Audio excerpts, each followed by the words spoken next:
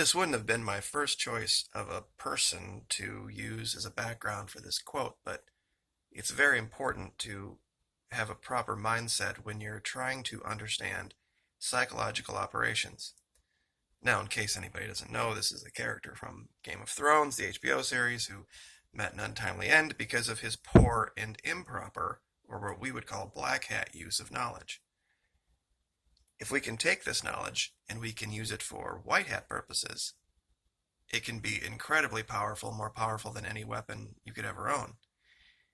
And I thought that would be a good place to start today, because there is this story out from Venezuela that is going to take us back to our good friends, the Washington office on Latin America, WOLA, the people that we tied to the issue in Parkland that a lot of people didn't understand.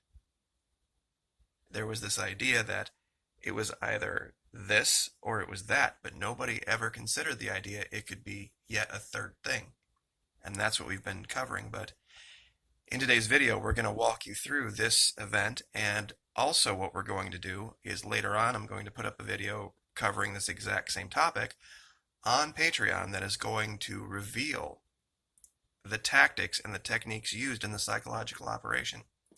Now, without any further ado, 17 people were killed over the weekend in Venezuela, and if you would listen to CNN tell it, it had to do something with firearms violence, but it had nothing to do with firearms violence. You see, what happened is there was this big party in this club, there was a fight that broke out, and somebody threw in a tear gas canister. And there was a stampede, and in the stampede, 17 people died. But if you go down to this article, they report that officials, and this is the second paragraph right here, are investigating and have ordered the club to shut down. They also arrested the club owner over failure to have measures to ensure no weapons or ammunition entered the club as required by law. Now, forget the fact for a minute that we're supposed to be dealing with a country where the entire population is starving and they are having a party that had 500 people at it. Well, forget that for a minute.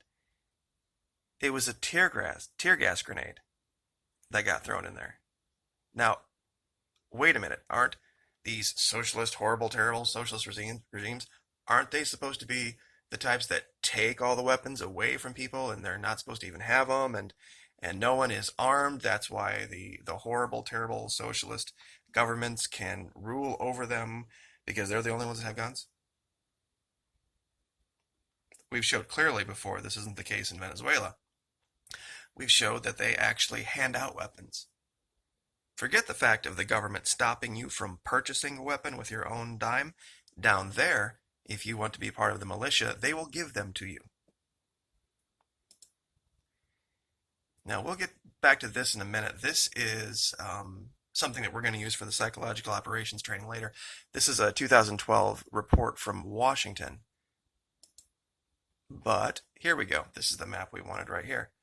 Now, this is supposed to be a hit piece on the U.S. and our horrible, terrible love affair with guns. What this does is the darker colored regions show where the guns are, basically where the guns live. It has nothing to do with violence or the use of weapons. For example, here it shows that the United States has 112.6 guns for every 100 residents. Of course, then you would think that would be the most violent place in the world, right? Wrong. The most violent places in the world are South America and some parts of Africa, but in a good chunk of Africa, there are no guns. And if you look closely, and I'll try to zoom this in as best I can, maybe this is a better way to do it. There we go. What this shows here is that allegedly there are almost no guns in Colombia, which is hilarious. It's one of the most violent places in the world. But Venezuela has 10.7 guns per 100 residents. Supposedly more guns in Venezuela than in Colombia. Now, real quick, which area do you think is more violent? I think everybody knows that it's clearly Colombia, especially recently. But there's some interesting things that have been going on in Venezuela that are tied to this group, the Washington office on Latin America. What we're going to show in this video today is that there has been a concerted effort by the same group of people that are trying to take guns away from Americans, that they are trying to take guns away from Venezuelans as well. And Mr. Maduro stopped it. That's the point of today's video. We're going to show you this. It's an amazing thing to see. Now, real quick, let's go back to a couple of videos that I did. This here talks about the U.S. and all the red flag laws that we've covered. All these places now where all you need to do is just report somebody for being a little bit mentally unstable, and not only can they just take the person and throw them into a rubber room, they can confiscate all of their guns for a year without any intervention of a judge whatsoever. And then the person has to be the one that the impetus is on them to get it back. This is a video I did on the 8th of June that shows the Venezuelans being armed by their country. Men, women, children, disabled. And this guy, this Louder with Crowder idiot, right? He is trying to make it to seem as if they're arming some and not arming others, when they have pretty much gotten rid of all of the gun control in Venezuela. Completely. A lot of people, they don't want to report, they don't want to tell you this, that as they have armed their civilian populace, the violence in Venezuela has gone down. All of the violence was coming across the border from Colombia, and once they kicked those people out and they got them out of there, the violence in Venezuela has plummeted. And this is what was going on. They were trying to take guns away from the Venezuelans and disarm that country. I think that was something that they were going to need to do before they did an invasion. And now that Maduro's won and they've armed the populace, why don't we hear about any coming invasion? Nobody's going to step in and try to overthrow Maduro. Why do you think they were asking the Venezuelan military to do it? This is what they were trying to do, and they failed in Venezuela. This is another one I did on 6.5, and it talks about the connection of WOLA to Parkland, and how this, I guarantee, this is tied. This group that's been trying to disarm Americans has something to do with that event, because of those two kids that are now touring the country talking about the evil guns. But let's see if I can find this blurb off Inside Crime that would tell you something that I think you would be shocked. For its part, Venezuela has gradually expanded restrictions. Now, this is 2012. On carrying firearms in public, and in 2012 banned the commercial sale of guns. However, until recently, few regulations existed, and recently passed legislation allows for the eventual reopening of gun shops. What this states here is that initially, yes, when there was the changeover from Chavez to Maduro, they had this plan in place where they wanted to get Maduro to confiscate and ban all these guns. And they created a couple of commissions, but prior to this, under Chavez, there were very few gun regulations in Venezuela. Almost none. And it says that here. And in this other article here, it pretty much says the same thing, Inside Crime. Although there are no reliable figures on the number of guns in circulation in Venezuela, estimates range from 1 million to 6 million in a country of 30 million people. Their circulation was for the most part unregulated until last year. Well, where are we at here? 2013. Unregulated prior to 2012. Now, strangely enough, as I was reading through this article, where they were trying to do this and failed, this article originally appeared on the Washington Office of Latin America blog.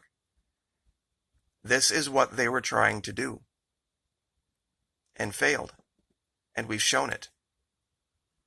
And this is the article they were talking about.